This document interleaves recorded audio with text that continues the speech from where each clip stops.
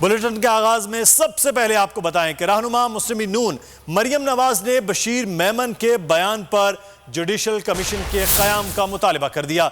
Media से गुफ्तगू में मरियम नवाज ने कहा कि माफिया डॉन ने भी कभी ऐसी हरकत नहीं की। अब लोगों की समझ आ गई कि सिजिलियन माफिया क्या होते हैं। उनका कहना था कि हुकूमत में रहकर इतनी गवाहियां आ रही हैं, उस दिन का सोचें जिस दिन आपकी हुकूमत खत्म होगी, आपका क्या हाल होगा। बच्चा बच्चा जान गया है कि इमरान खान किस किस्म की जहनीत का आदमी है। वजीर आजम हाउस में बैठा दहशतगर्द एक्सपोज हो गया। इमरान खान अब सियासी शहीद नहीं बन सकते। पीपल्स पार्टी इस्तीफे दे देती तो आज ये हुकूमत घर जा चुकी होती। लोगों को समझ आ गई है कि सिसिलियन माफियाज क्या होते हैं। ये तो माफियाज के जो डॉन्स होते हैं या जो गैंग्स के सरबराह होते हैं, कभी उन्होंने इस किस्म की हरकतें नहीं की जो प्राइम मिनिस्टर्स ऑफिस को इस्तेमाल करके हो रही। आज पाकिस्तान का बच्चा बच्चा, पाकिस्तान का हर शहरी जान गया है कि इमरान खान किस किस्म की जहनीत का आदमी है। हम इसको नहीं छोड़ेंगे। ये बहुत बड़ा और बहुत सीरियस केस है। अगर PMLN या बाकी ऑपोजिशन इस्तीफे देगी और पीपल्स पार्टी इस्तीफे नहीं देती तो उसमें उस तरह वो जो हम उसके नताइज चाहते हैं वो नहीं आए। सदर पाकिस्तान मुस्लिम लीग नून शहबाज शरीफ ने कहा है कि बशीर मेमन के इंटरव्यू से नैब न्याजी गठजोड़ बेनकाब हो गया। ट्विटर बयान में शहबाज शरीफ ने कहा कि बशीर मेमन के चौंका देने वाले इंकशाफात से मेरे मौक़िफ़ को तक़वियत मिलती है। शहबाज शरीफ का कहना था कि नैब न्याजी गठजोड़ मुस्लिम लीग नून और इसकी क़यादत के खिलाफ झूठे मुकदमात कायम करने और उन्हें जेलों में डालने में मसरूफ़ है। साबिक DG FIA बशीर मेमन गैर मशरूत माफ़ी मांगे। शहजाद अकबर ने 50 करोड़ रुपए हर्जाने का नोटिस भिजवा दिया। ट्वीट में लिखा कि 14 दिन में इल्जामात वापस ना लिए तो कानूनी कार्रवाई करूंगा। मुशीर दाखिला और एहतसाब ने मरियम नवाज को भी आड़े हाथों लिया। वजीर कानून फरोग नसीम ने भी बशीर मेमन के इल्जामात की तरदीद कर दी। शहजाद अकबर ने साबिक DG FIA को कानूनी नोटिस भिजवाया। ट्वीट में कहा कि बिना किसी सबूत बेबुनियाद इल्जाम तराशी और बहतानबाजी पर नोटिस भेजा है। मुशीर दाखिला एहतसाब ने कहा कि वो कानून की हुक्मरानी पर पक्का यकीन रखते हैं। बशीर मेमन को अपने इल्जामात पर अदालत में जवाब देना होगा। शहजाद अकबर ने मरियम नवाज को भी जवाब दिया। ट्वीट में लिखा कि आपने अपने खिलाफ फैसला देने वाले हर जज और अदालत को मुतनाज़ बनाने की कोशिश की। मोहतरमा, जितना एहतराम आप और आपके खानदान ने किया पूरी कौम जानती है। हद है मुनाफिकत की। वजीर आज़म इमरान खान का दो नहीं एक पाकिस्तान के नारे को अमली शक्ल देना जाली राजकुमारी करप्ट जिले सुबहानी गैंग को बिल्कुल कबूल नहीं है। फिरदौस आशा कवान का ट्वीट बोली बशीर मेमन मर्जी का ओहदा न मिलने की भड़ास हुकूमत पर झूठे इल्जामात लगाकर निकाल रहे हैं। मुआविन खुसूसी शहबाज गिल का भी ट्विटर पर मरियम नवाज को जवाब, बोले आप लोगों ने हलाल का नाम मनी लॉन्ड्रिंग, भत्ता माफिया, कब्जा माफिया, मोटरवे कमीशन रखा हुआ है। कहने को तो आपके वालिद अपने आप को कायदे आजम सानी कहलवाते थे, जबकि आप एक करप्ट बाप की करप्ट और निकम्मी औलाद हैं। वज़ीर ममलिकत जरताज गुल का कहना है कि नून लीग अपना एतमाद खो चुकी, सियासी मौत मर चुकी है। शरीफ फैमिली ने कौम का पैसा लूटा, मुल्क को कर्जों के दलदल में धकेला। मरियम बताएं लाहौर में 1480 केनाल ज़मीन कहाँ से आई। मीडिया ब्रीफिंग में उन्होंने कहा कि मरियम नवाज को अभी तक वज़ीर आज़म हाउस के ख्वाब आते हैं। मरियम अपनी पार्टी का नुकसान कर चुकी, ये जनरल काउंसिलर तक नहीं पहुँच सकती। पार्लिमानी सेक्रेटरी कंवल शोजेब बोली नून लीग के यूट्यूबर्स का कारकुन ने पहले बशीर मेमन का प्लांटेड प्रोग्राम किया, यूट्यूब के बाद मखसूस चैनल प्रोग्राम उस पर चलाया गया। सवाल उठता है कि जज अरशद मलिक की वीडियो मरियम नवाज तक किसने पहुंचाई।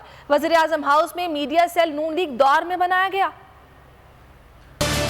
मरियम नवाज जो हैं वो पहले ही अपना और अपनी पार्टी का हद तक नुकसान कर चुकी हैं और उनके जो बयानात हैं वो जिस दिन उनकी पेशी होती है, जिस दिन उनकी ज़मानत होती है, जिस दिन उनकी गिरफ्तारी होती है, हर रोज़ उनके बयानात उसके मुताबिक चेंज होते रहते हैं।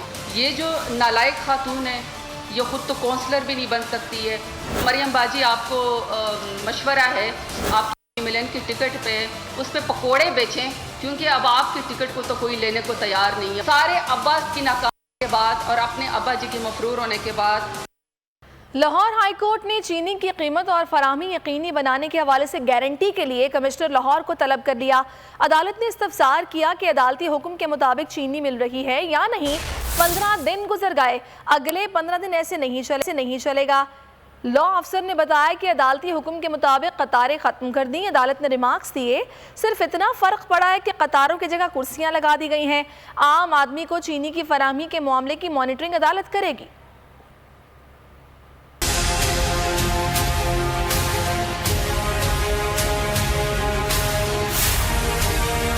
अदालती हुक्म के मुताबिक चीनी मिल रही है या नहीं। 15 दिन गुजर गए, अगले 15 दिन ऐसे नहीं चलेगा। चीनी के लिए कतारों से मुतालिक केस में लाहौर हाईकोर्ट के रिमार्क्स कमिश्नर लाहौर को कीमत और फराहमी यकीनी बनाने के हवाले से गारंटी के लिए तलब कर लिया। जस्टिस शाहिद जमील ने इस्तफसार किया, बताया जाए रमजान बाजार किस कानून के तहत बनाए गए, इन बाजारों में सब्सिडी किस कानून के तहत दी जाती है। रमजान बाजार का मतलब है कि हुकूमत आम मार्केट में रेट कंट्रोल करने में नाकाम है। लॉ अफसर ने बताया, अदालती हुक्म के मुताबिक कतारें खत्म कर दी, खरीदारों को इज्जत के साथ चीनी दी जा रही है। अदालत ने रिमार्क्स दिए, सिर्फ इतना फर्क पड़ा है कि कतारों की जगह कुर्सियां लगा दी गई हैं।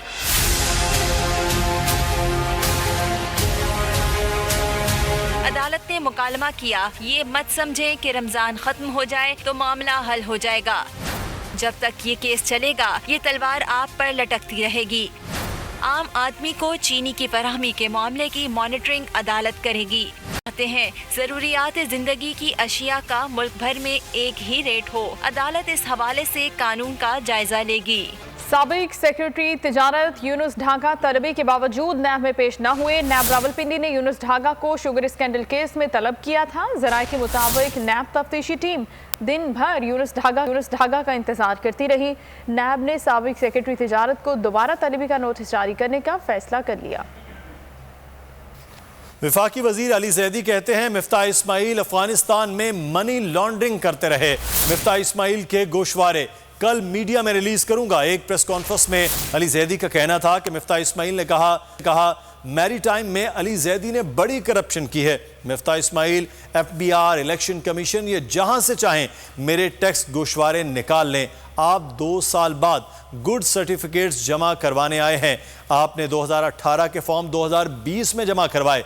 अली जैदी ने कहा कि मिफ्ताह इस्माइल को लीगल नोटिस भेजा है। वो टीवी पर बैठकर मेरे खिलाफ बकवास करते फिर रहे हैं।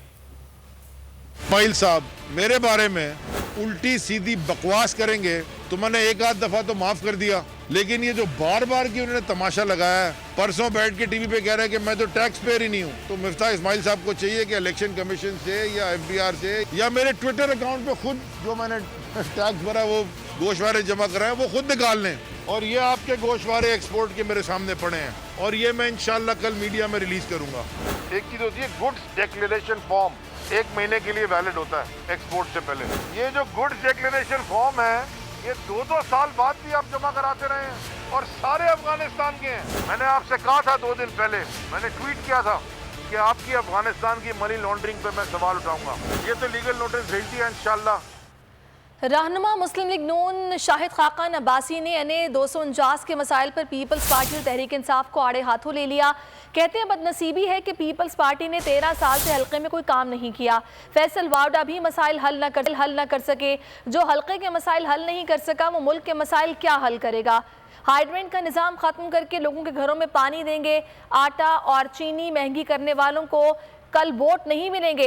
अमीर मकाम ने तनबीह की कि हल्के में राय तब्दील करने की कोशिश की तो डस्का से खतरनाक नताइज आएंगे।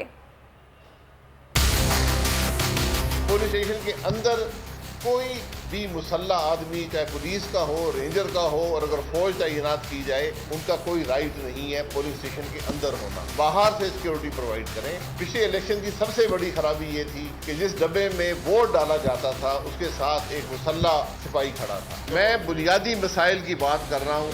शहरी इलाके के अंदर मुझे पाकिस्तान का कोई और शहर बता दें जहाँ पे ये हाइड्रेंट का निज़ाम हो। हमारा सवाल ये है, पानी लोगों को मिल रहा है पैसे देकर, इसका मतलब ये है कि पानी तो मौजूद है, सिर्फ उस पर कब्जा किसी और का है। पीपल पार्टी की हुकूमत शाहिद साहब ने 13 साल, जो 13 साल से पहले भी 6 साल रहा, सारे मिला के 40 साल से भी ज्यादा रहा, कि उन लोगों को कुछ ही नहीं मिला और इस हरके को इस तरह नजरअंदाज किया गया, तो लोगों में एक गुस्सा पाया जा रहा है। बिल्कुल देख रहे हैं, प्री पोल रिगिंग की भरपूर कोशिश की गई, इंतहा की गई।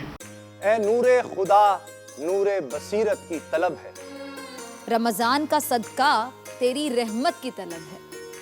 मख्फी हैं इसी माह में रहमत के करीने, गर्दाब से निकले हुए बख्शिश के सफीने, गोया है तेरे इश्क में हम सब बराबर, मजलिस को तू गुलदस्ता फिरदौस बना दे, रिंदों को सनाए शहलौलाक पिला दे, तू शम्मे कलम को यदे बैज़ाई अता कर, बच्चों को तो इफ्तार में तस्नीम अता कर। रमजान मुबारक की खुसूसी नशरियात रमजान में बोल, सिर्फ बोल एंटरटेनमेंट पर। रमजान में बोल।